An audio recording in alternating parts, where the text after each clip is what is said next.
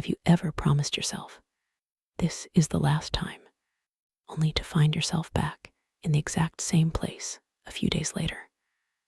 Because to build a life of value, you need to fight through hundreds of distractions. You must keep breaking the habits that keep you lazy, idle, stuck, and trapped in self-criticism. People who think porn addiction is beaten with willpower blockers or motivation are fighting the wrong battle. They install website blockers, delete apps, count streaks, celebrate 3 days, then relapse again. If those methods really worked, why do so many people keep starting over? Why does the urge always seem to come back? Maybe the problem was never the urge in the first place. Personally, the biggest mindset shift for me was realizing that an urge isn't the enemy. It's a message, a signal that something deeper is happening. Stress, loneliness, shame, emotional pain.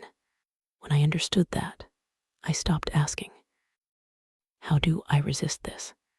And started asking, what am I trying to escape from? That's when everything changed. Most urges aren't even the same. Some come from emotional pain.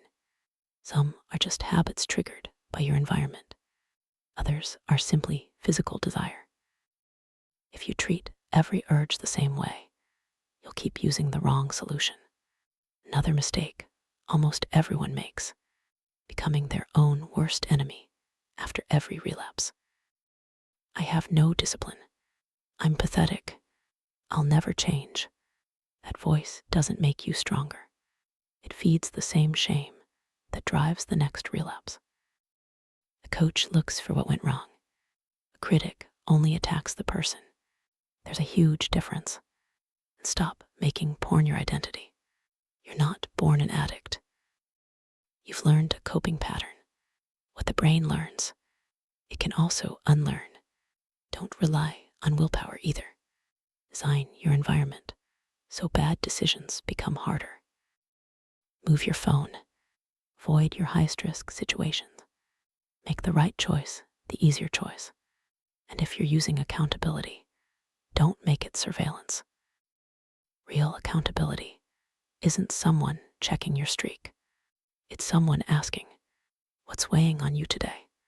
Because that's usually where the real battle is. You may agree with this, or you may not.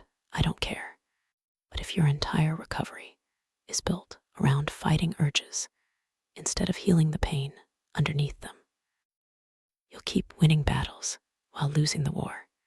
The day you learn to process your emotions instead of escaping them, that's the day the urge slowly starts losing its power. Finally, respect your environment. People worship willpower because it flatters the ego, but environments shape behavior more reliably than motivation.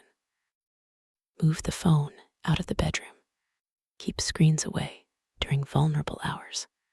Add small amounts of friction between impulse and action. Do not rely on heroic discipline. Build intelligent systems. And if you seek accountability, do not seek surveillance. Seek honesty. The right friend does not simply ask, did you relapse?